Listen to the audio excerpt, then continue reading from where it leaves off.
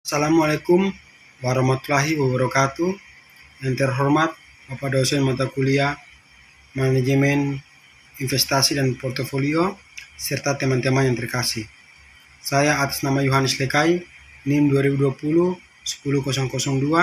Saya akan menjawab pertanyaan bagaimana cara memilih instrumen investasi yang sesuai dengan tujuan investasi dan profil risiko Anda. Memilih instrumen investasi yang sesuai dengan tujuan investasi dan profil risiko Anda adalah langkah penting dalam merencanakan portofolio investasi yang sukses. Berikut adalah langkah-langkah yang dapat Anda ikut.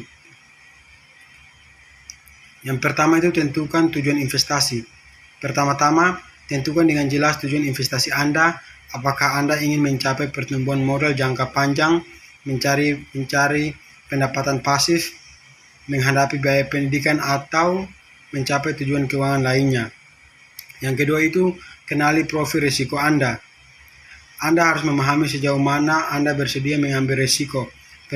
Pertimbangkan faktor-faktor seperti usia, toleransi risiko, keadaan keuangan, dan tujuan investasi.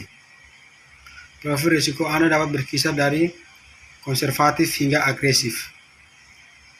Yang ketiga itu, diversifikasi portofolio. Diversifikasi adalah kunci untuk mengelola risiko. Sebisa mungkin, hindari menginvestasikan seluruh modal Anda dalam suatu instrumen atau aset tunggal. Sebaliknya, alokasikan investasi Anda ke berbagai jenis instrumen investasi. Contoh, termasuk saham, obligasi, reksadana, properti, dan aset lainnya. Keempat, pahami instrumen investasi yang tersedia. Pelajari berbagai instrumen investasi yang tersedia, termasuk saham, obligasi, reksadana, emas, properti, dan lainnya. Ketahui risiko dan potensi imbal hasil dari masing-masing instrumen. Yang kelima, pertimbangkan waktu investasi. Jangka waktu investasi Anda juga akan berpengaruh pilihan instrumen.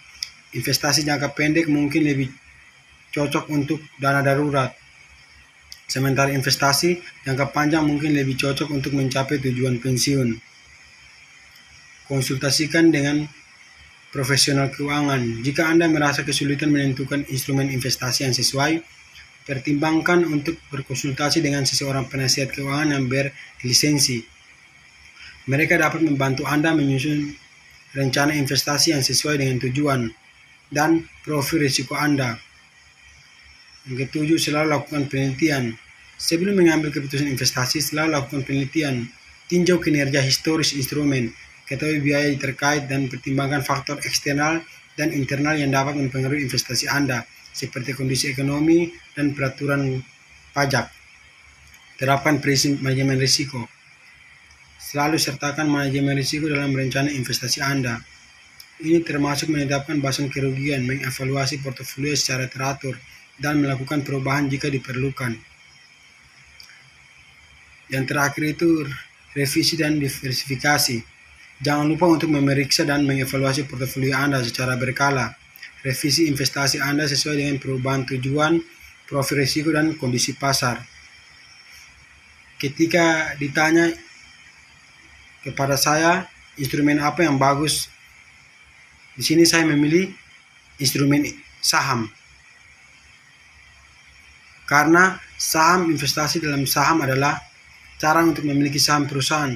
Saham dapat memberikan potensi pertumbuhan modal yang tinggi, tetapi juga rentan terhadap fluktuasi pasar.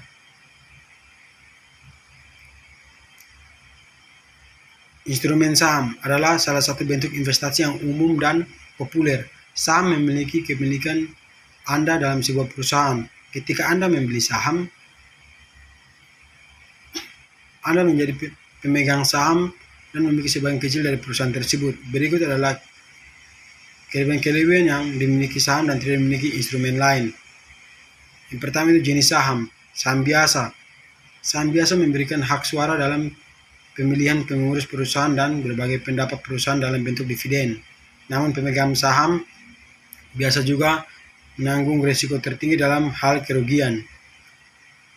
Saham preference. Saham preference memberikan hak atas dividen tetap sebelum pemegang saham biasa, namun mereka mungkin tidak memiliki hak suara dalam perusahaan. Potensi pertumbuhan modal. Investasi dalam saham memiliki potensi pertumbuhan modal yang signifikan. Harga saham dapat naik atau turun secara substansial seiring waktu, memberikan peluang untuk menghasilkan keuntungan. Adanya risiko. Saham memiliki risiko tinggi karena harga saham dapat sangat fluktuatif atau naik turun. Investasi dapat saham mengakibatkan kerugian jika harga turun. Risiko perusahaan, saham terpasar pada risiko bisnis perusahaan. Kinerja perusahaan, kompetisi, perubahan regulasi atau masalah internal dapat memengaruhi harga saham. Risiko pasar, saham juga terpengaruh oleh kondisi pasar secara keseluruhan. Fluktuasi ekonomi, berita geopolitik atau keadaan pasar global dapat mempengaruhi harga saham. Baik, itulah jawaban dari saya. Mungkin ada kesalahan terjadi, mohon dimaafkan. Wassalamualaikum warahmatullahi wabarakatuh. Terima kasih.